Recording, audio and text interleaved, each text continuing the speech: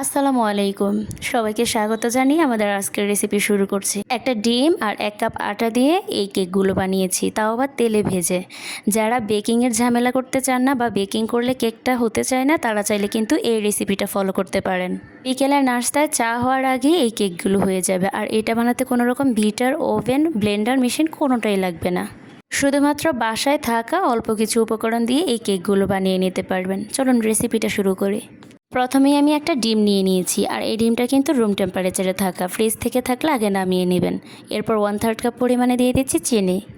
একটা hand whisk অথবা কাঁটা চামচ দিয়ে এই ডিম আর চিনিটা ভালো করে মিশিয়ে নেবেন। চিনিটা গলে যাওয়া পর্যন্ত ভালো করে বিট করতে হবে, তাহলে একটা ফোমি টেক্সচার চলে আসবে।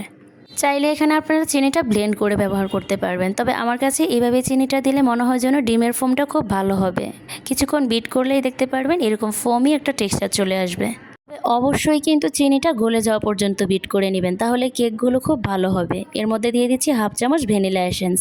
লেবুর উপরে যে সবুজ খোসাটা আছে সেটা আমি গ্রেট করে নিয়েছি, মোটামুটি 1 চামচের মতো দিয়েছি। এটা অবশ্যই দেওয়ার চেষ্টা করবেন, এটা দিলে কিন্তু খেতে অনেক বেশি ভালো লাগবে। যখন আপনি খাবেন দারুণ একটা ফ্লেভার পাবেন। সব কিছু মেশানো হয়ে গেলে এখন শুকনো উপকরণগুলো দিয়ে দিব। আমি নিয়েছি এখানে 1 কাপ পরিমাণে আটা, আর 3 টেবিল চামচ পরিমাণে দিয়েছি গুঁড়ো দুধ। 1/2 চামচ দিয়ে দিচ্ছি বেকিং পাউডার। গুঁড়ো দুধটা দিলে কেকের টেস্টটা খুবই ভালো আসবে। আর আজকে কিন্তু আমি এখানে আটা ব্যবহার করেছি, কারণ সব সময় তো সবার বাসায় ময়দা থাকে না। আর এগুলো কিন্তু অবশ্যই চেলে নেওয়ার চেষ্টা করবেন, তাহলে যে ময়লাটা আছে বা দলা পেকে থাকবে না। এরপর আমি দিয়ে দিয়েছি স্বাদ মতো সামান্য পরিমাণে লবণ। এরপর হাত দিয়ে সব কিছু ভালো করে মেখে নিচ্ছি। ভালো করে মেখে নেওয়া হয়ে গেলে দেখবেন একটা পর্যায়ে একটা সফট গোলাকার ডো তৈরি হয়ে যাবে। এখানে কিন্তু কোনো রকম পানি ব্যবহার করা যাবে না। একটা সময় যখন আপনি ভালো করে মথে নেবেন এরকম সফট ডো হবে। তারপরে হাতের মধ্যে একটু তেল মেখে নিয়ে এরকম গোলাকার শেপ দিতে হবে। অবশ্যই হাতে একটু তেল মেখে নেবেন, তাহলে শেপটা দিতে ভালো হবে। সবগুলো কেক আমি একই রকমভাবে বানিয়ে নিয়েছি, আর এই কেকটা বানাতে কোনো ঝামেলার প্রয়োজন হয় না। এরপর কড়াইয়ের মধ্যে আমি পরিমাণ মতো তেল দিয়ে ভালো করে গরম করে নিয়েছি। তেলটা কিন্তু অবশ্যই ভালো করে গরম করে নেবেন। এরপর প্রতিটা কেক আমি তেলের মধ্যে দিয়ে দিচ্ছি। কেকগুলো দেওয়ার পরে চুলার আঁচটা অবশ্যই মিডিয়ামের থেকে একটু কম রাখবেন, অথবা মিডিয়ামে রাখবেন। হাই হিটে রাখা যাবে না, তাহলে কিন্তু পুড়ে যাবে আর ভিতরটাও হতে চাইবে না। আমি একটা চামচ দিয়ে উপর দিয়ে একটু তেলটা দিয়ে দিচ্ছি, যাতে করে উপরের দিকটাও একটা কালার চলে আসে। এরপরে কিছুক্ষণ পরে কেকগুলো আমি উল্টে দিচ্ছি। উল্টে পাল্টে দিয়ে এই কেকটা ভাজতেও বেশি সময়ের প্রয়োজন হবে না। 10 থেকে 15 মিনিটের মধ্যেই আপনাদের কেকটা হয়ে যাবে। মাশাআল্লাহ, কেকগুলো কিন্তু প্রায় হয়ে এসেছে, আর কালারটাও খুব সুন্দর এসেছে। আর কেকগুলোর মধ্যে কিন্তু সুন্দর একটা ক্র্যাকও চলে এসেছে।